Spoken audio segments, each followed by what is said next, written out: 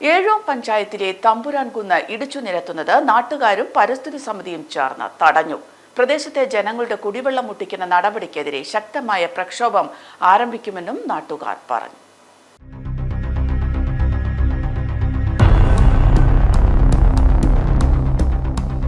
പ്രദേശത്തെ പ്രധാന ജൈവവൈവിധ്യ കേന്ദ്രവും ചെങ്കൽകുന്നുമാണ് ഏഴോം ഗ്രാമപഞ്ചായത്തിലെ തമ്പുരാൻകുന്ന്. കഴിഞ്ഞ ദിവസമാണ് കുന്ന് വീണ്ടും സ്വകാര്യ വ്യക്തിയുടെ നേതൃത്വത്തിൽ ഇടിച്ചു നിരത്താൻ തുടങ്ങിയത്. പ്രദേശത്തെ ഏറ്റവും വലിയ ജലസംഭരണി കൂടിയാണ് തമ്പുരാൻകുന്ന്. നേരത്തെ വിവിധ ആവശ്യങ്ങളുടെ പേര് പറഞ്ഞ തമ്പുരാൻകുന്ന് ഇടിച്ചു നിരത്തിയിരുന്നു.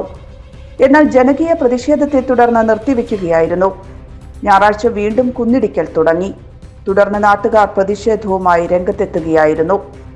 കുന്നിടിക്കുന്നത് പ്രദേശത്തെ കുടിവെള്ളത്തെയും കൃഷിയെയും മോശമായി ബാധിക്കുമെന്ന് നാട്ടുകാർ പറഞ്ഞു.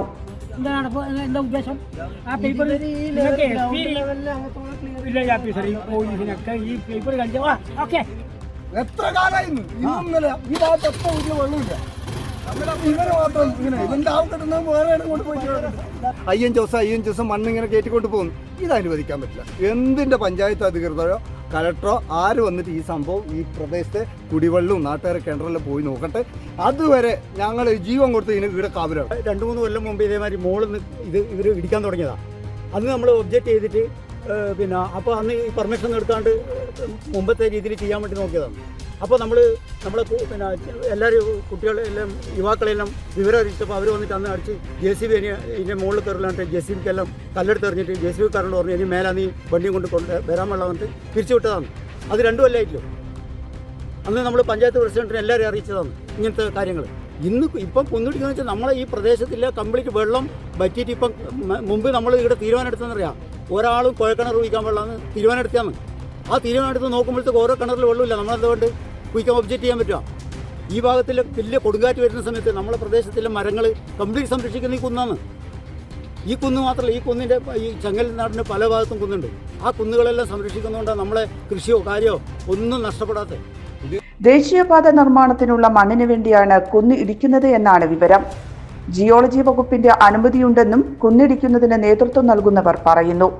പരിസ്ഥിതി നിയമങ്ങൾ ലംഘിച്ചുള്ള കുന്നിടിക്കലിന് എതിരെ ശക്തമായ പ്രക്ഷോഭം സംഘടിപ്പിക്കാനാണ് നാട്ടുകാരുടെ തീരുമാനം. ആ അനുമതി കൊടുക്കണമെങ്കിൽ തന്നെ ആദ്യം പാരിസ്ഥിതിക ആഘാത നിർണയ പഠനം നടത്തേണ്ടതുണ്ട്. അങ്ങനെ ഒരു നടത്തിയ വിവരം എവിടെയുമില്ല. പാരിസ്ഥിതിക ആഘാത നിർണയ വിവരം നടത്താതെ ഈ പൊതുജനങ്ങൾക്കുണ്ടാകുന്ന ബുദ്ധിമുട്ടുകൾ പരിഗണിക്കാതെ അത് എത്രത്തോളം പാരിസ്ഥിതിക വിനാശമുണ്ടാക്കുന്നു എന്ന് പരിഗണിക്കാതെ ആരെങ്കിലും എന്തെങ്കിലും പെർമിറ്റ് കൊടുക്കുന്നുണ്ടെങ്കിൽ തന്നെ അത് ഈ പൊതുജനങ്ങൾക്ക് ബാധകമല്ല. നിശ്ചയമായും അവരുടെ നിത്യജീവിതവുമായി ബന്ധപ്പെട്ട പ്രശ്നമായതുകൊണ്ട് അവർക്കെതിരായി വരുന്ന ഏത് നടപടികളും അതിശക്തമായി പ്രതിരോധിക്കുകയും ഇല്ലാതാക്കുകയും ചെയ്യേണ്ട കടമ ഈ പാരിസ്ഥിതിക വിഷമം അനുഭവിക്കുന്ന നാട്ടുകാർക്കാണുള്ളത്. അതുകൊണ്ട് നാട്ടുകാർക്ക് വേണ്ടിയാണ് ജില്ലാ പരിസ്ഥിതിക ഏകോപന സമിതി അവർക്ക് ഐക്യദാർഢ്യം പ്രകടിപ്പിക്കാൻ വേണ്ടി ഞങ്ങളൊരു 5-10 ആളുകൾ ഇവിടെ എത്തുകയും അവർക്ക് അനുകൂലമായ രീതിയിലുള്ള സാഹചര്യം ഉണ്ടാക്കുകയും ചെയ്യുന്നത്.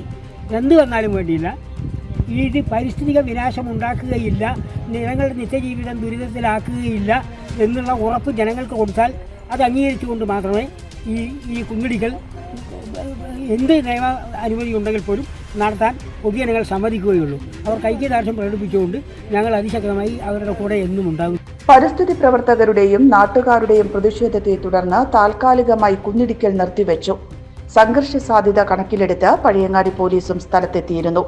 ജില്ലാ പരിസ്ഥിതി ഏകോപന സമിതി convener KE Karunakaran, Chandrangathan KP, Suresan VB, Satheesh Kumar, Kunhimangalam, C Sivadasan തുടങ്ങിയ ജില്ലാ ഏകോപന സമിതി പ്രവർത്തകരും പ്രദേശവാസികളായ പ്രകാശൻ ചെങ്ങൽ, സിനാനുമാർ, നബിൽ ഫറൂഖ്, രാജൻ കുട്ടമത്ത് തുടങ്ങിയവരും പ്രതിഷേധത്തിന് നേതൃത്വം നൽകി. News bureau, Pazhayangadi. Global lab medical laboratory, Pazhayangadi.